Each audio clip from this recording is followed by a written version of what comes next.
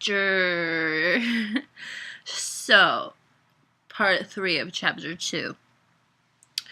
On part 1, we found out what unannounced evil is, and on part 2, one of them really cleverly tricked Mariana into going to a field the following day.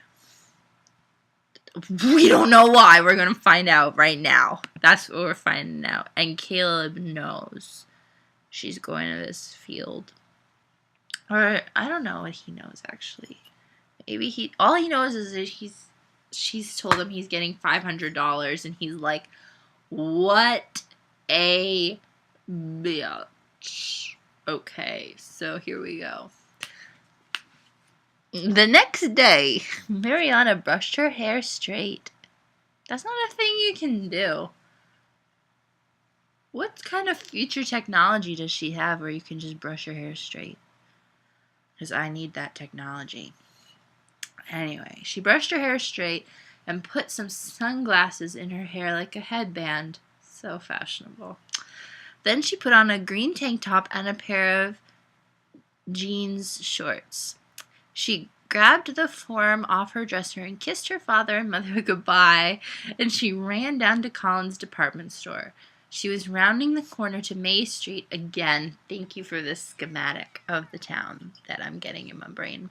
Where Collins was located, and crashed right into Caleb, who looked awful. You, Caleb shouted. Oh, hi, Caleb, said Mariana sweetly, adjusting her hair and putting her glasses back in it. Did they fall out? I don't get what's going on. You look as though you've been wandering the streets all night. I have, he growled. All thanks to you. Now, wait a minute, said Mariana in offense. What did I do to you? You left that insane message about $500. That was really mean, Mariana. I could really use $500 right now, and I'm sure you know that. You know everything about me. What are you jabbering about? Said Mariana, looking him up and down in disgust. You're the one that entered me in this dumb contest anyway. I am not.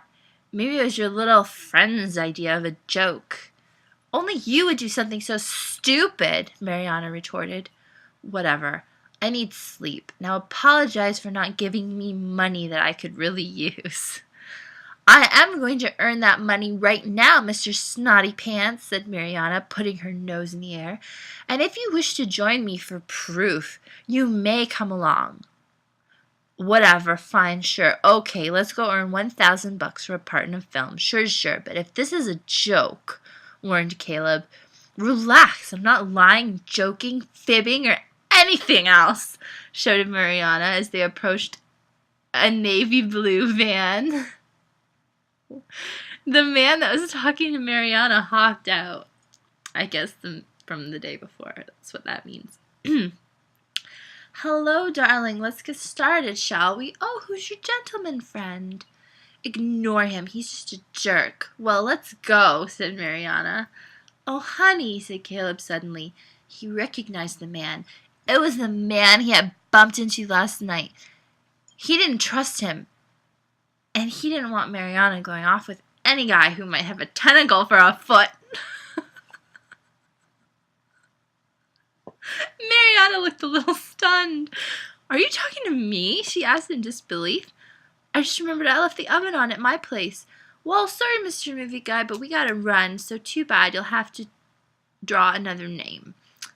What are you jabbering about? Mariana asked him for the second time in 10 minutes. He grabbed Mariana's hand and dragged her off. Too bad, called the man. She was perfect, he said to himself. Let go of me, shouted Mariana, pounding on Caleb's strong arm. Let me go make my movie. You are so stupid. I hate you. Let me go. Shut up, said Caleb, not letting her go. People are staring. Good, maybe I can get some help, said Mariana, exasperated.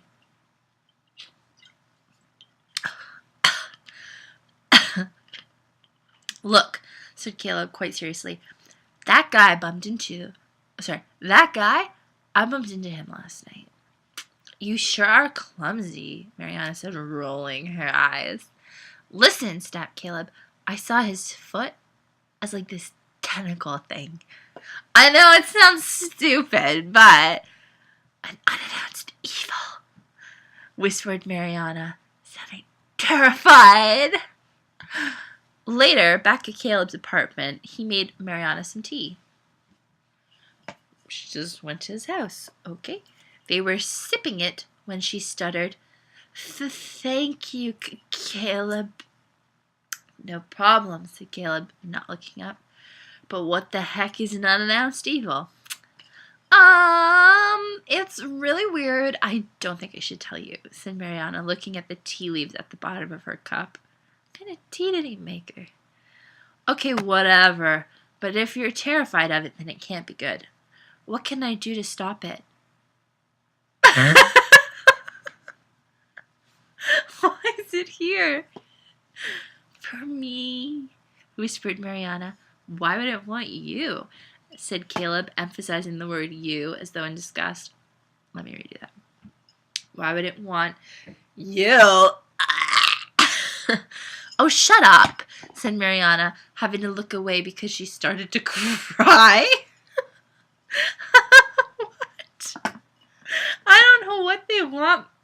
I don't know why they want me, and I don't know why they are here. But I was informed that they are evil and jealous of people with red blood because theirs is black. And she stopped suddenly and gasped. I told you almost everything. Caleb had put his cup down and was listening intently. No, continue, he demanded.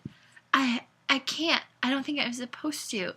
But suddenly Mariana heard the same voice she had heard in the park whisper, Tell him! All right, said Mariana, looking at her hands. Yes, said Caleb, looking over the table. Only people with good hearts, like pure hearts, will see their true form, but only for a second. Then they will look human again. Caleb slammed his fist on the table. That guy was one of them. You can't let them get you, Mariana, he shouted. Then he blushed, as though he had given her a compliment, parentheses, which just wasn't how he felt about her, exclamation point.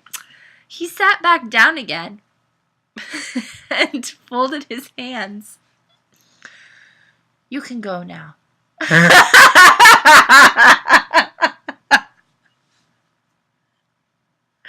Just be careful, he said, not looking her in the eye.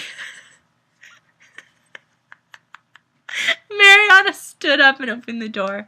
She opened her mouth to say something, but she decided not to and shut it and left. Caleb later decided to always watch out for Mariana. Not because he liked her or cared for her or anything, but he thought that if she had this pure heart thing, he thought that if he had this pure heart thing, he might as well use it. So when school started up again, Caleb's father decided to shut the yard down until closer to Christmas. But continued to pay Caleb. Caleb followed Mariana around and waited around her school. What? She didn't seem to notice because she was too busy gushing about this boy and that boy with Millie. Such a girl. What a silly thing. One day, as he was following her home, she saw a head poke out from an alleyway, except it looked like a hideous reptile. Then it turned into an old man's head and walked briskly up to Mariana, and they began talking. Oh, he saw it. Did I say he or she? Okay, he saw the reptile head, just to be clear. Caleb watched, wishing Mariana had more brains, because she followed him right into an abandoned building. Caleb had caught a few words of their conversation, something about the man's puppy crawling in and needing help getting it. Caleb waited for a while, too long a while, because He entered when he heard Mariana scream. He got closer to the screams and saw the man. Oh man, what? I lost my place. He got closer to the screams and saw the man had transformed into an ugly reptile, the reptile he had seen at first. It had Mariana suspended in midair, and it was saying some words that Caleb didn't understand. Then he saw a golden knife appear in front of Mariana. The reptile curled its scaly mouth into a grin and reached for it, but Caleb bellowed, "No!" and jumped on the lizard. Mariana fell into a heap on the floor, and golden knife disappeared. Caleb was pounding the sense out of the lizard when he noticed a key pushed into the lizard's neck. He pulled it out and the lizard turned to dust, as did the key. He ran over to Mariana and held her head up. She was just barely breathing. When Mariana woke up, she was in her room. Her mother was crying and a doctor was listening to her heart. Her mother let out a squeal and threw her arms around Mariana when she opened her eyes. "What's going on?" said Mariana weakly. "Well," said the doctor, "I'm not quite sure. A strong fellow carried you here and said he found you in a heap behind a trash can, or some story like that. It seems like you've had all your energy sucked out of you." "Mariana!" wailed her mother. Now," said the doctor kindly. "We'd better leave her to rest. I'll check on you in a few days, all right?" "All right," said Mariana brightly. She didn't have to go to school until her energy was regained. This was a very good thing. But what had knocked her out in the first place? She couldn't remember. Only Caleb knew. End chapter 2.